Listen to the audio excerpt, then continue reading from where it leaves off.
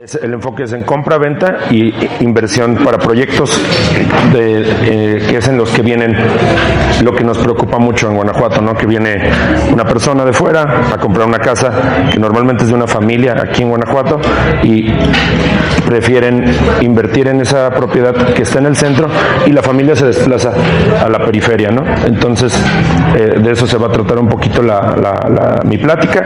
También quién está comprando en este momento, cuál es el valor promedio de la vivienda, quién tiene acceso a los créditos y pues todo el fenómeno que hay entre la diferencia de rentar y comprar. En todo el contexto, pues lo que mencionábamos es el incremento de los precios. Esto sucede por diferentes cosas, se va expandiendo la ciudad. Hay una zona muy en específico que es en zona sur, que es el Manantial, por ejemplo. Me tocó lidiar con una situación en la cual una persona compró toda una torre de departamentos del Manantial, antes de que se estuvieran construyendo como en preventa, y en ese entonces le costó cada unidad 175,000 pesos. El día de hoy esos departamentos cuestan 850,000 pesos y no hace tanto tiempo de que eso pasó y no en el centro. Entonces los precios van en aumento todo el tiempo. La demanda en zona centro es lo que les comentaba, se vuelve muy comercial, entran restaurantes, entran bares, entra hospedaje turístico y pues se va desplazando a la población, a la periferia.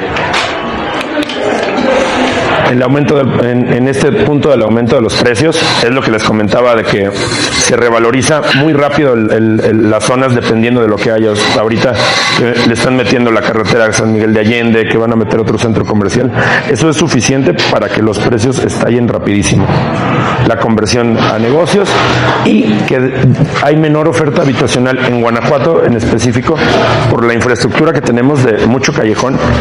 Hay situaciones. Hace poco un amigo que vive en un callejón cerca de Las Momias, lo fui a visitar y subiendo me encontré 4 casas que no están habitadas, están totalmente abandonadas. De hecho, en una vive un perrito, así que es un perrito callejero y como no tiene puerta la casa, pues ya se metió ahí el perrito, ¿no? Entonces, como las personas mayores o los que tienen alguna dificultad para caminar, definitivamente no vivirían en un callejón y eso los hace buscar justamente otra zona. En el desplazamiento de familias es esto lo que pasa, ¿no? O sea, es una familia, los papás se vuelven abuelos, se vuelven grandes y tienes que salirte del centro. También tienes mucho ruido, tienes mucho tráfico y si tienes un vehículo no tienes dónde estacionarte. Entonces, por eso le puse ruptura comunitaria, porque pues se fragmenta lo que es la comunidad. En el impacto social hay muy poco acceso para jóvenes para comprar vivienda. Las rentas se vuelven impagables y por lo mismo que el centro es más turístico, las rentas cambian muchísimo, ¿no? O sea, si quieres algo en el mero centro para una sola persona, que no tengas que subir tantas escaleras, vas a estar pagando 12,000, 15,000, 20,000 pesos de renta. Y eso hace que no puedas quedarte en una casa por mucho tiempo. O sea, si no eres propietario de tu vivienda y el rentero te dice, ¿sabes qué? Necesito la casa porque ahí va a vivir mi hija. Te tienes que estar moviendo constantemente. Y eso es una molestia. Miren, el costo de vivienda que les puse como promedio, ¿dónde? Sí, el costo de vivienda que puse como promedio fue de 1,000,000 de pesos, pero en realidad creo que con 1,000,000 de pesos no te compras algo que pueda valer la pena, pero las viviendas que nos llegan en ese rango de costos es de que una casa en 1,100,000 en Arboledas, ¿no? 2 semanas, 3 semanas se vende porque no tenemos suficiente oferta en la ciudad de casas de estos costos, y esto sería el costo que pudiera pagar la gente actualmente. Todos los que trabajan en General Motors, algún obrero no tiene un acceso a un crédito de más de eso, nunca. De hecho, en la mayoría de los casos se tienen que juntar, si es un matrimonio patrimonio para adquirir la vivienda. De hecho, Infonavit hace un poquitos años, en pandemia, puso el combo cuates, que puedes incluso juntarte con tus amigos para comprar casa, porque está difícil la adquisición de vivienda en general. Te mandan lejos, los espacios son reducidos y la construcción en la mayoría de los casos es de muy mala calidad. Para este hipotético del $1,000,000, lo que tú necesitas para comprar esa casa de $1,000,000, necesitas tener $100,000 para tu enganche, $30,000 para gastos notariales, y vas a desembolsar aproximadamente $10,000 al mes para comprar una casa de $1,000,000. Si una persona gana $20,000 y se quiere comprar una casa, ya se quedó sin la mitad de su ingreso. Normalmente el costo de un pago de una hipoteca equivale al 1% del valor de la vivienda. O sea, en este caso, que es $1,000,000, son $10,000. Si la casa costara $3,500,000, son $35,000 de pago de hipoteca. Entonces seguimos en lo mismo, se vuelve muy muy complicado. Y aunque la de dinero, ¿verdad? Pues es que solo así. Pero sí, o sea, una vivienda que tengas más espacios, que tengas jardín, que tengas una construcción de mayor calidad, que tengas cochera, te cuesta $3,500,000. Y dices, ¿cómo voy a pagar una mensualidad de $35,000 como están los sueldos? La mayoría de jóvenes es más freelance ahorita, entonces sí están los precios muy por arriba de lo que el déficit de vivienda nos está pidiendo. Y los que pueden comprar son trabajadores formales que tienen un historial crediticio sano, ingreso estable, y por lo general, como les comentaba, se juntan para adquirir las viviendas. Tienen que hacer un ingreso conjunto para lograr pagar estos precios. Un fenómeno que se me hizo muy, muy evidente es que la mayoría de las personas que están comprando vivienda, esta vivienda básica familiar, son mujeres, en su mayoría. Esa es una estadística que va en el estado, pero hablando yo desde mi perspectiva de los clientes que yo he atendido, el 80% de esta vivienda de interés social lo compra una mujer.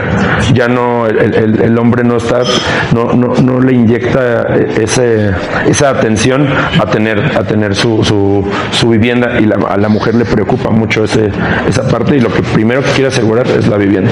Entonces yo dentro de lo que a mí me toca trabajar, el 80% más o menos de los créditos son para mujeres. Ángel, sí. Una pregunta. ¿Se puede saber con la información que tienes si ese 60% esas mujeres están casadas con extranjeros? No hay manera de saber. Tal vez si buscamos un poquito más en la estadística lo pasaría, pero te digo, hablando desde lo que a mí me ha tocado, en su mayoría son nacionales. O sea, y estoy hablando de la vivienda interés social medio, bajo, unidad familiar. Sí, ya la estadística de compra ya en residencial plus cambia totalmente. Esto es solo para vivienda familiar. Gracias. Pero sí es un buen punto eso, o sea, seguramente buscándole un poquito más en la estadística sí damos con eso, porque en Guanajuato pasa mucho por la actividad turística y universitaria. Pues hay mucha gente que viene aquí de intercambio, que viene a ser profesores o investigadores, entonces hay mucha mezcla aquí en Guanajuato. Y es muy evidente también que son más disciplinadas las mujeres en lo financiero. Y en lo de rentar contra comprar, bueno, todo tiene su lado bueno, su lado malo. Si hay más flexibilidad en la renta, no estás atado a ningún lugar, a ningún espacio. Si te quieres mudar, te mudas y listo, ¿no? No genera patrimonio, no estás invirtiendo, solo estás pagando por ocupar un lugar. Y en la compra, pues es un patrimonio que se compra a largo plazo. Hace rato alguien me comentó que su hermano había comprado una vivienda y dice, creo que fue por 10 años, y le digo, no, más o menos el 80% de los créditos son adquiridos a un plazo de 20 años. O sea, quien se anima a comprar una vivienda va a tener que estar pagando 20 años con una tasa de interés anual promedio de entre el 10 y el 12%. Entonces, te digo, todos se vuelven complicaciones. Entonces, la renta En el mismo supuesto de la casa del $1,000,000, comprarla te costaría al mes 10,000 pesos. Rentar esa misma casa te costaría 5,000 en promedio. Las rentas oscilan en un 6% del valor total de la casa por año. Entonces, te va a costar la mitad rentar que comprar. Entonces, por eso estamos atrapados en la renta, ¿no? Y eso hace que los precios sigan subiendo. Y pues como conclusión, hay mucha presión inflacionaria, los precios de las viviendas están creciendo más que los salarios porque no crecen con respecto a la inflación, crecen por zona, por factores distintos. Entonces, llegamos a la conclusión de que se necesitan 2 ingresos necesitas hacer equipo para hacerte de tu patrimonio en la situación actual, y pues hay que saber si estamos preparados financieramente para poder adquirir una vivienda. Se vienen alzas de precios fuertes y yo, a lo contrario a lo que me dedico, que es a vender, yo siempre le digo a la gente, la verdad creo que te considero un poquito más factible comprar tu terreno, tú construir, y es de la manera que se me hace más sencillo. Y también participo en la gentrificación. Si llega un cliente gringo y me dice quiero comprar esto, se lo voy a vender. Es parte de lo que está pasando en la ciudad, y también tenemos que ser todos parte de la solución. Entonces, pues eso es lo que yo les podría compartir desde mi perspectiva.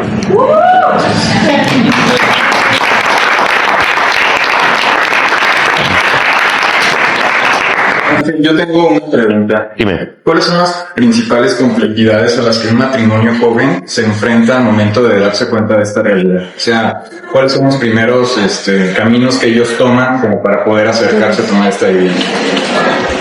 Pues mira, la necesidad de vivienda, pues es lo que en el momento que dices, ya voy a hacer una familia, por ejemplo, o sea, primero empieza la pareja, normalmente no tienen hijos, pues ya cuando llega el factor del hijo, creo que es un factor determinante para que empieces a buscar hacerte de tu patrimonio.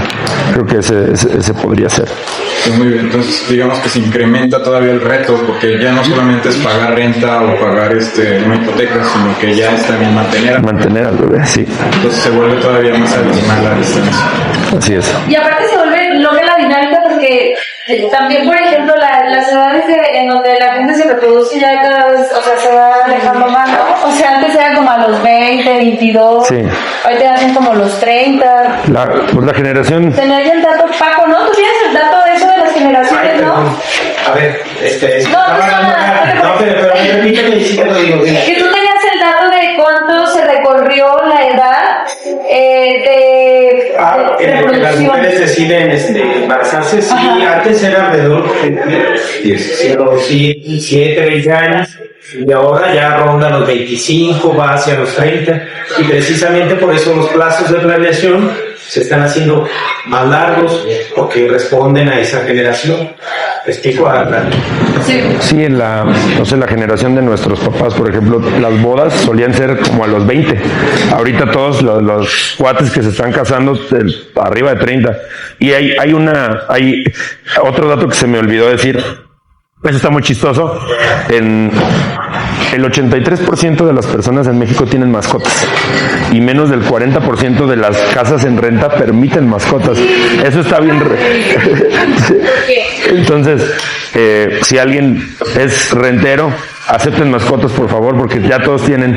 La gente decidió de dejar de tener hijos y empezar a tener muchos perrijos. Yo tengo como una duda. Sí.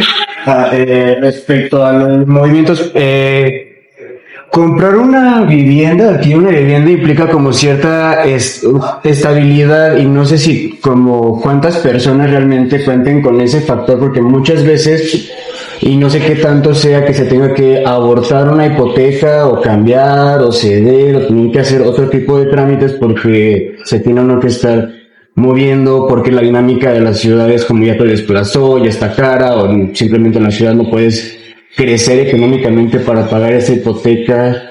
como que la decisión requiere de cierta estabilidad, pensar en cierta estabilidad antes de poder, o sea, mucha estabilidad antes de acercarte a eso.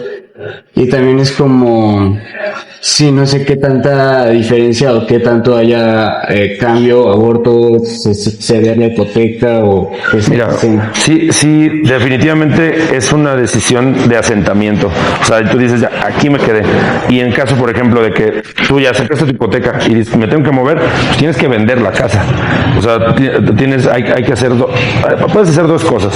La dejas de pagar y te esperes a que te embargue el banco, lo cual no es absolutamente buena idea. Si ya pagaste alguna fracción por ella, o la puedes poner en venta con esa deuda. O sea, suponiendo que la casa cuesta $1,000,000, tú has pagado 200,000, la pones a la venta con la deuda que te queda y a ti te dan el remanente, el excedente. Entonces sí, o sea, abortar misión con una hipoteca solo se puede de dos maneras: que se ejecute un embargo y que te quiten la propiedad, o que termines de pagar la deuda.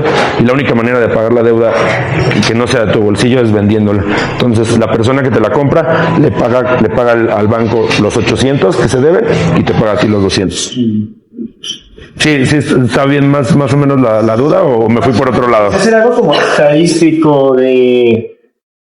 como preguntar qué tan fácil o qué tan difícil es para la gente pensar luego en esto, o si sucede frecuentemente el aborto o eso no es. La tasa de fallo es como del 25%, y justamente de las personas que quieren adquirir una vivienda y que necesitan adquirir una vivienda, solo el 25-30% puede. Sí es complicado. Sí. ¿Y dónde vive toda esa gente que no? Rentan. Ya. Sí. Así es. Bueno, pues creo que ¿alguien tiene alguna otra duda? Sí, por ejemplo, bueno, Ángel, pues también te agradezco que...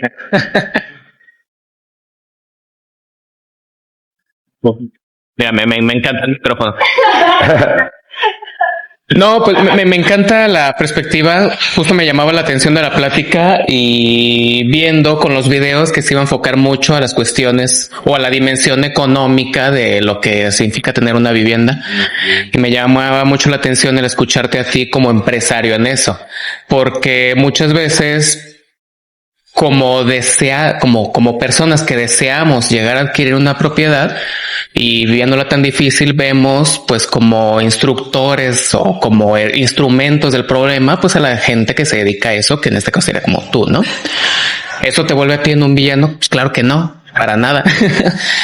Pero creo que el escucharte nos podría dar entonces alguna alternativa que, si tú conoces, y aquí va la pregunta, sobre los créditos, inversiones, dinámicas de la especulación del mercado, si hay alguna especie de oportunidad de negocio en que se cambie el modelo para hacer un poco más accesible la vivienda a las personas que están en la base de la pirámide, que somos la mayoría. Se tendría que hacer... Porque la alternativa que mencionas ahorita, bueno, conviene más comprar un terreno y construir, pues también advierte otro tipo de problemas, que es el hecho que tengas la inversión más a corto plazo.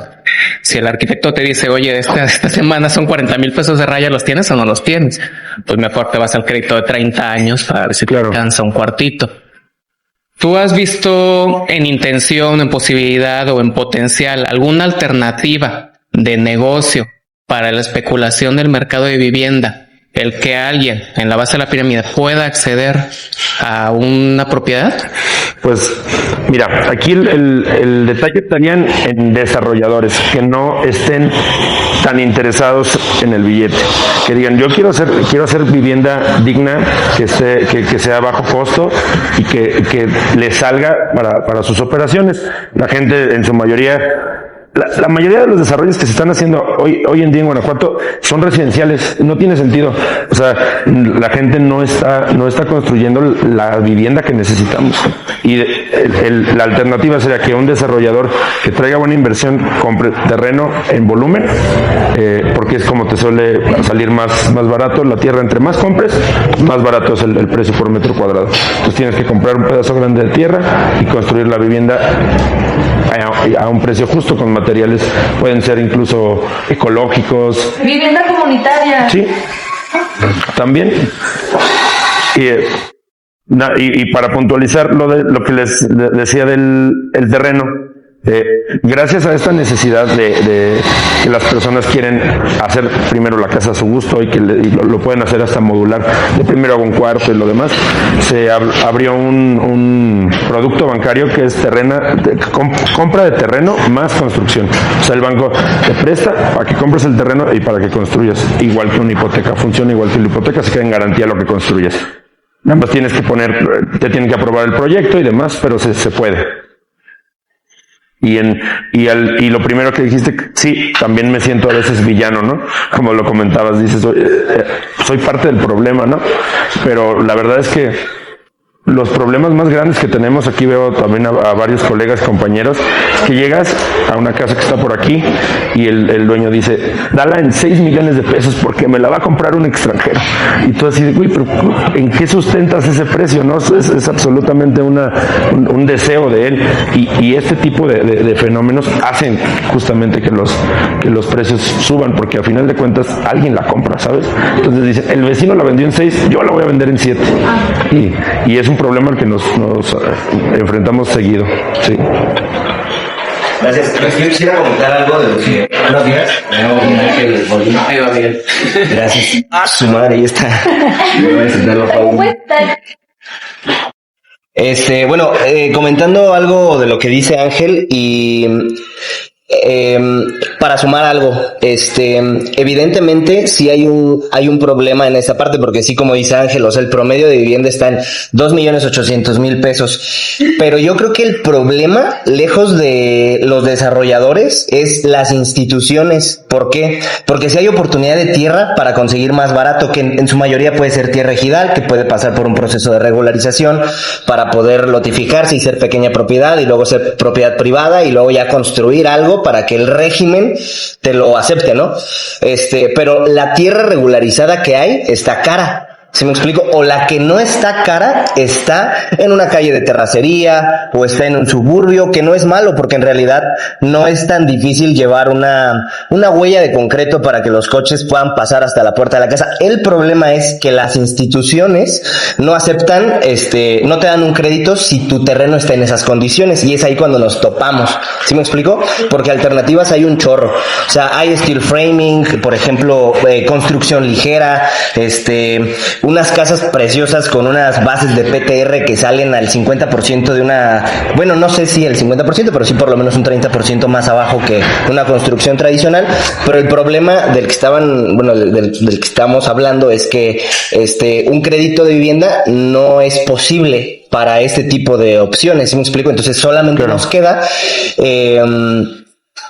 pues de nuestro dinero ir planeando como una inversión estratégica, pero de que hay la manera de tener una vivienda más económica y de manera accesible, pues, o sea, sí hay. Sí hay. Pero de adquirir un crédito para eso, o sea, la misma institución te limita y te pide de que la calle ya tenga bla, bla, bla, bla, bla, servicios, conexión a drenaje, luz, todo, y entonces pues, ya es como una limitante. Entonces creo que yo creo que una de las soluciones sería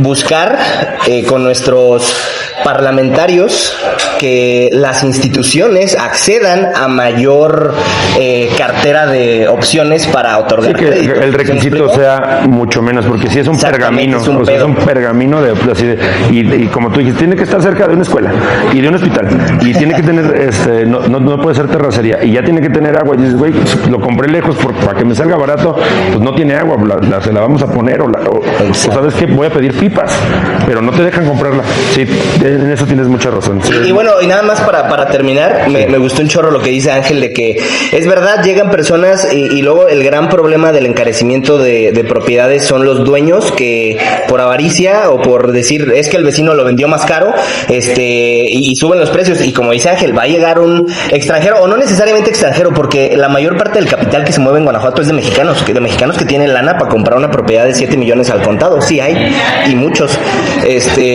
pero creo que, como dicen, somos colegas, Ángel y varios, y creo que algo que nosotros nos enfocamos, a lo mejor a veces a los vendedores, como Ángel, los pueden pintar de que, todos somos parte del problema, pero en realidad uno de nuestros grandes trabajos es plantar a los dueños en decirle, no, carnal, tu casa no vale tanto, o sea, y es un constante estar bajando precios, o sea, realmente, por lo menos eso es, creo, algo que Ángel hace. Y pues nada más quería terminar con eso. Gracias. Gracias. ¿Les parece? Vamos a hacer 3 intervenciones más para continuar nutriendo el diálogo y continuar con la presentación de Tere. Entonces, si gustan, ya no sé, 2 por acá, Mike, y luego ya continuamos. Era para completar. Ahí va tú, ibas tú. Si quieren, cerramos en esto. Muchas gracias. Yo también soy compañero de Ángel y Miguel. Para mí también otra solución puede ser un esquema mixto de utilidades para los desarrolladores. Actualmente un desarrollador hace 10 casas, las vende y de ahí gana utilidad y se olvida. Entonces, por ejemplo, para una vivienda de 3 millones, 4 millones, ellos les ganan entre el 20 y el 30%. Para una vivienda de interés social, estamos viendo que la utilidad es del 7, 10% a lo mucho. Entonces, la verdad es que no les interesa tomar ese tipo de desarrollos porque la utilidad es mucho menor.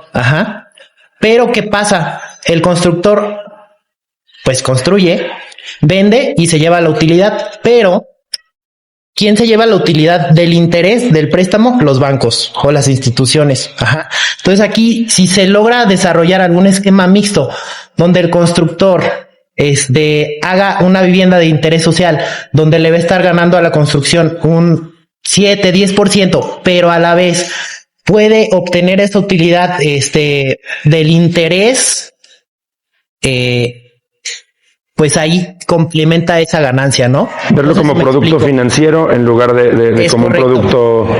Entonces aquí es cambiar la perspectiva del desarrollador como constructor a más bien a cambiar un esquema financiero directamente. Entonces ahí le está ganando a la construcción, pero también le está ganando al interés. Entonces ahí ya en una vivienda de interés social no está teniendo una ganancia del 7 o 10%, sino ya se va a una ganancia a lo mejor del 20%, que es bastante atractivo para ellos. Entonces también con lo que dice Miguel y a lo mejor un esquema financiero distinto, ya puede ser rentable y mucho más atractivo, porque la verdad es que los que hacen este tipo de negocios no ven por la gente, ven por la utilidad. Así. Es muy raro el que diga, oye, pues vamos a hacer un proyecto social y hagámoslo por amor, ¿no? Claro.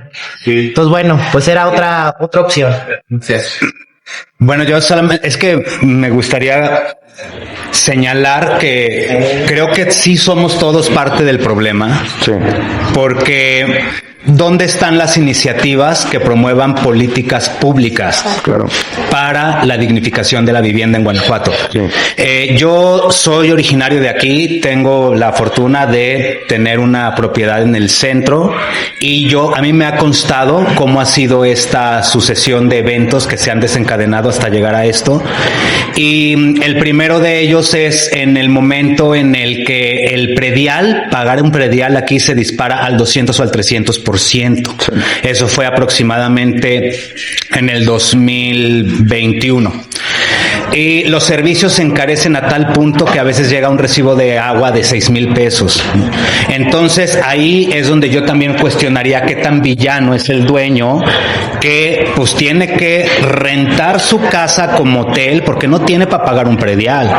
¿Por qué? Porque muchas personas que no pudieron pagar los prediales fueron despojados de sus propiedades por el Estado para construir hoteles boutique, bares y otros centros oportunos para la gentrificación. Entonces, a mí me parece que lejos de buscar esta cuestión personalizada de si tú como vas a vender una propiedad, porque además esto es cierto.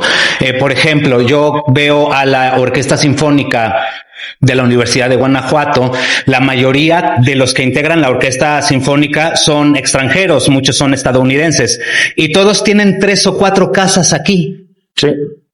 ¿No? Y sí, quien preguntaba, las mexicanas son esposas de ellos. Yo conozco muchas amigas mías que se casaron con un extranjero y compraron 1, 2, 3 casas y pues claro que fueron puestas a sus nombres. O sea, no estoy diciendo que sea una generalidad, pero a mí me constan. Sí, pero sí pasa, sí.